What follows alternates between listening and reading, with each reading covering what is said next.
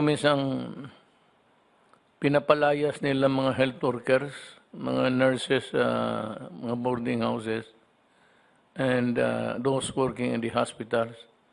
They are summarily dismissed from the residence, whether it is leased, rented, or yan ang kakaano ng loob. Kaya itong mga to, we must have a mechanism. Saluin natin ito nito. We can always rent. Maraming bakanting hotel ngayon. Total, utangin lang natin. Total, mababayaran naman yan. Like to make this announcement. Po kayong lahat na mga health workers na pinapaalis sa mga inyong tinitirahan. Tama ba yung mga bahay?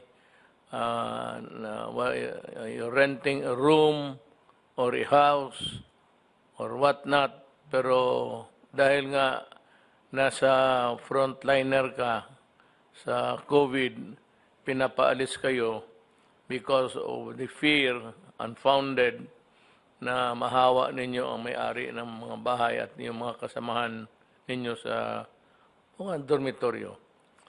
If this happens, you can call directly the office of Secretary Galvez, and we will provide you with the necessary billeting and pati pagkain na.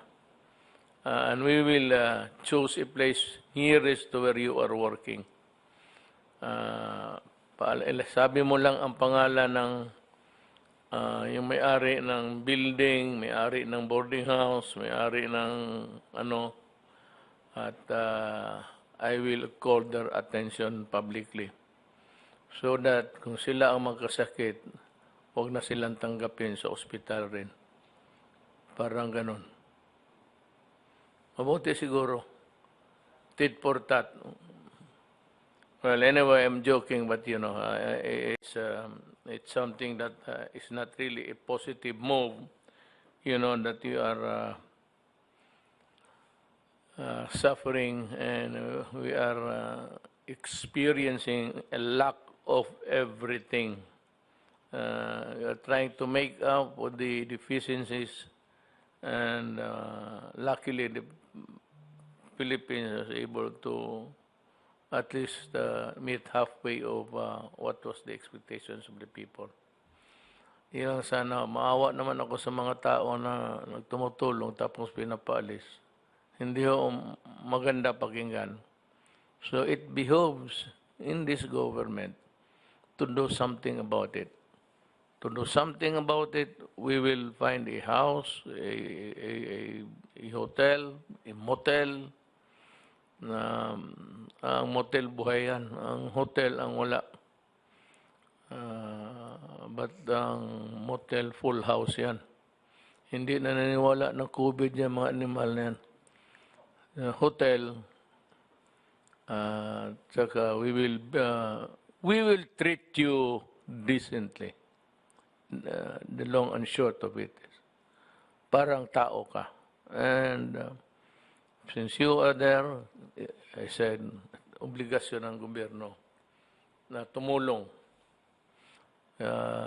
I want to say a reshuffle of the different regional offices within the next 2 or 3 days. That goes for the NBI, pati PhilHealth. Yung mga tao na ayaw tanggalin, bigay mo yung pangalan nila. I will send them a memorandum. I will ask them to report to me dito sa Malacanang. Total, pagkatapos wala naman ang gamit nito. I will ask them to do a research on how not to serve a government properly. That should be yung thesis na. How not to serve the government properly. You study on that, and yung lahat ng regional vice president, tanggalin ninyo whether performing at par or in parity with the other good ones. If they are there for so long a time, the element of familiarity always enters the picture. Yan ang mahirap dyan. So, kung matagal na, tanggalin na. Yung ayaw magtanggal, ayaw magpatanggal, mag-report kayo dito sa opisina. And anyway, the Secretary of Justice is winding up his investigation. I think that he has seen proof enough to come up with an indictment. I hope that this sad episode in our national life, in our journey towards nation building, will be somehow corrected. Ma'am, Secretary of Education, Secretary Brunes. I would like to brief you, Mr. President, on the recent directives which you issued, wherein you specifically mentioned the Department of Education. But before that, ano ang status ngayon ng enrollment natin? People were saying, especially the left and the opposition, that nobody will enroll because of COVID, and they were calling for academic freeze, kuno. But right now, Mr. President, as of this morning, abot na ng 23.9 million learners ang nag-enroll. Really? Yes. Every day may humahabol, no? And regional target natin, sabi namin, kung makuha lang natin 80% of last year's enrollment because of COVID and the downturn in the economy, okay na yan. Yun ang aming commitment sa NEDA. Pero ngayon, it's already 86.8% of last year's numbers. Ang public school natin, Mr. President, 97% na of last year's enrollment nakuha natin. I'd also like to report, Mr. President, kasi we are introducing, and thank you for mentioning in your SONA, the approach to learning which we are initiating, yung distance education as well as blended learning. Sabi namin, i-dry run namin, i-simulate namin, kasi ngayon lang ito nangyayari na aside from online platforms, we will be using TV, we're going to use radio, in addition to printed materials. So, umabot na ng 516 schools all over the country, nag-dry run at nakita natin ang mga challenges na ko-correct kaagad. So, ang challenge na remaining, Mr. President, are the learners from the private sector. Kasi 43% pa lang ang mga learners from the private sector ang nakabalik. But we believe that with the opening of the economy, makakuha na uli ng trabaho ang mga parents, ang OFWs, may trabaho na sila. Kasi karamihan OFWs usually send their children to private schools, small or big private schools. At saka yung alternative learning, yung mga nagtatrabaho, they go to school at night, they go to school on weekends. Dahil wala silang trabaho, siyempre yun ang hinaharap nila. So, ito ang unti-unti na ngayong dumadami.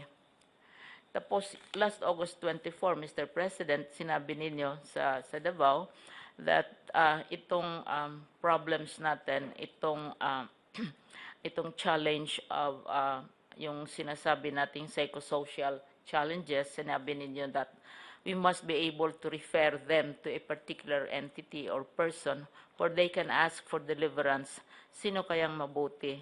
Ang sabi ninyo, and we are very touched and humbled by your statement, mabuti pa ang mga teachers.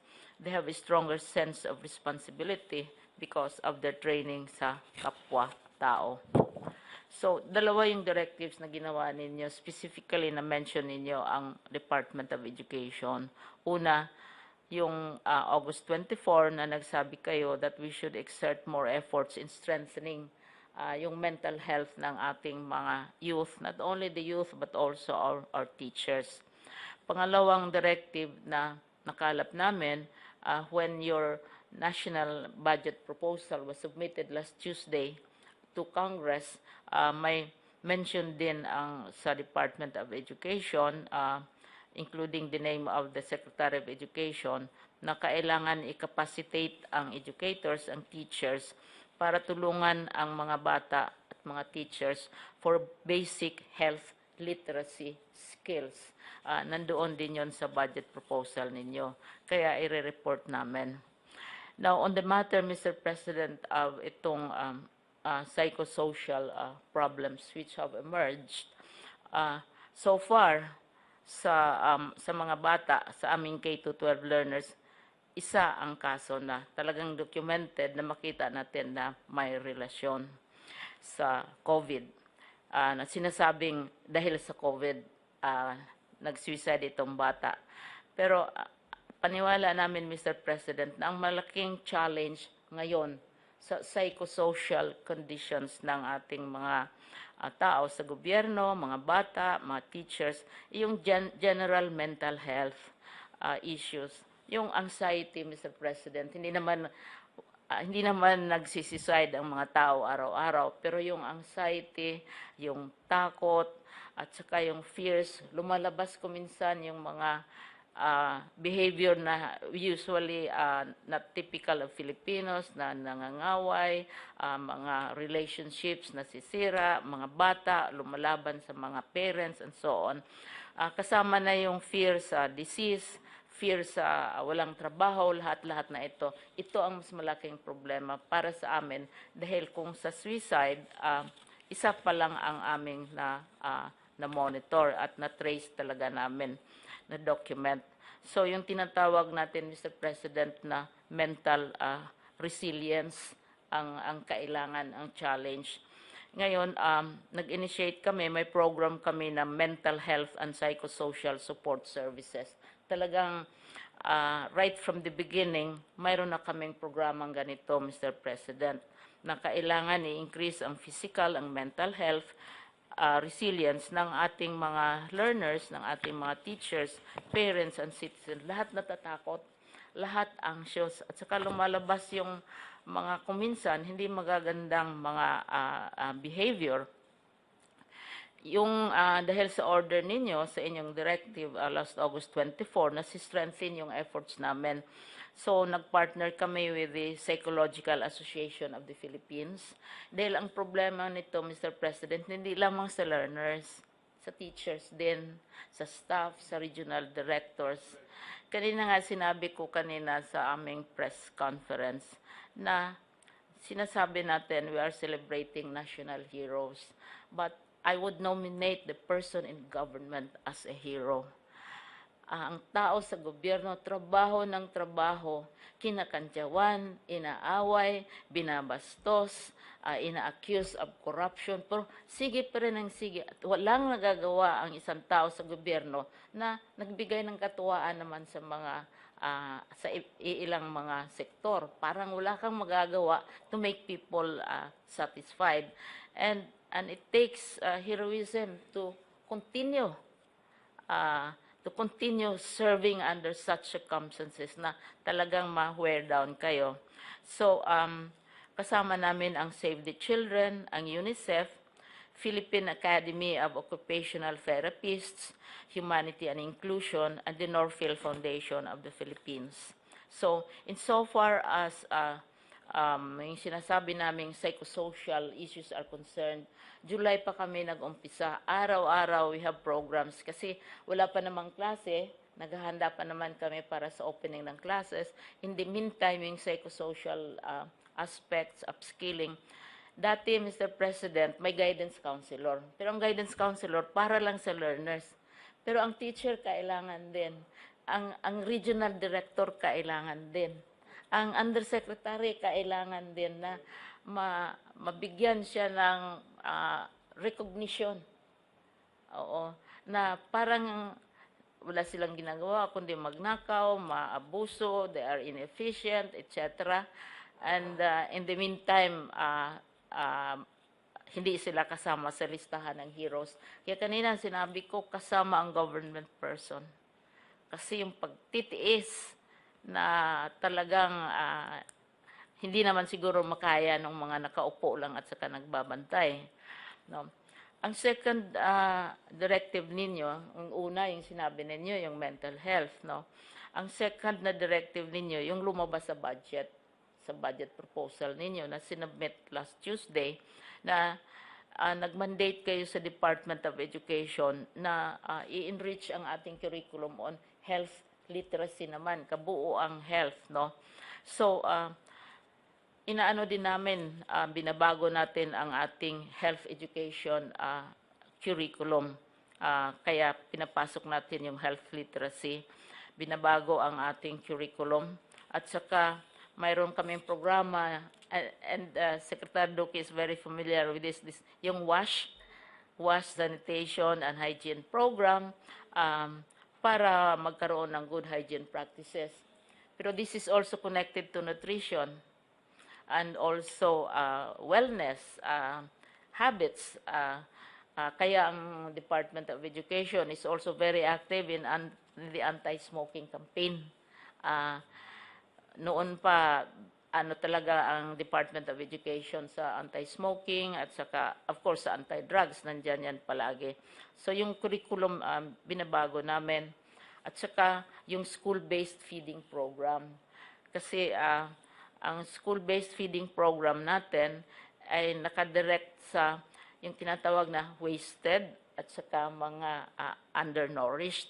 Pero kung sana dadating ang panahon na lahat na bata matulungan natin. Kasi nagiging status issue ito. Ang mga bata na qualified silang pakainin sa wasted, etc., nahihiya sila. Kaya hindi sila kumakain kasi nakikita nila na yung ibang bata masarap ang ulam, magandang tingnan yung kanilang mga baonan, etc., etc. So, i-expand natin ito. Ang sabi nga, paano na yung feeding program ninyo na wala namang klase? So, we're working with the local governments. Well, go ahead, but you're doing a good job.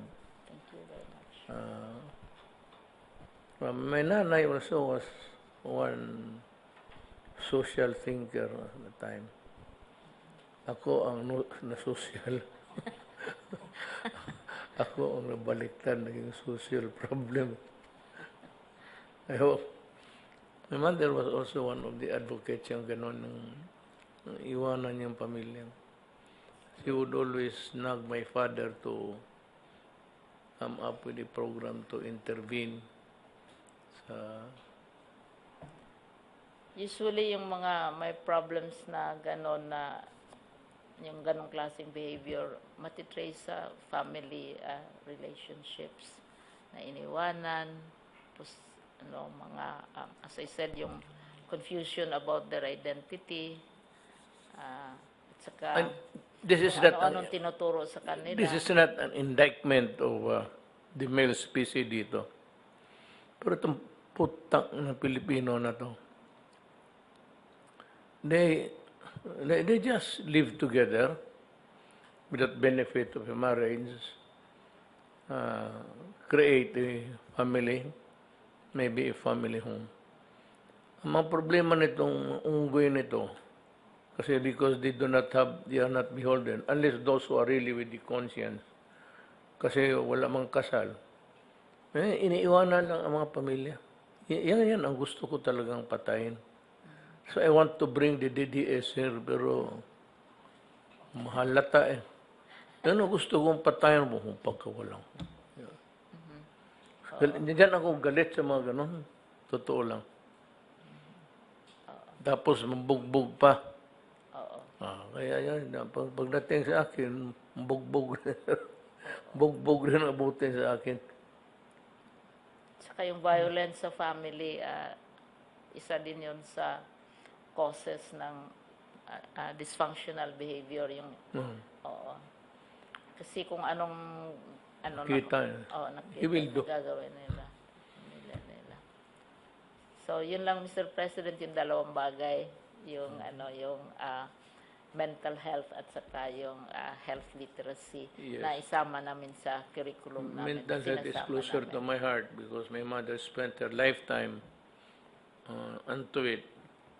So, they just give me the memo na lang tayo para kung madalian. To, from, gano'n na lang. Yes, To remind me yes, Mr. President. Thank para you. madalian dito. I'm more, my administration has always been more on sa tao. Sa tao ako, hindi ako sa yung grandiose. Ang ano ko talaga is, siguro I just learned it also from my father. Ganun ang ano niya eh.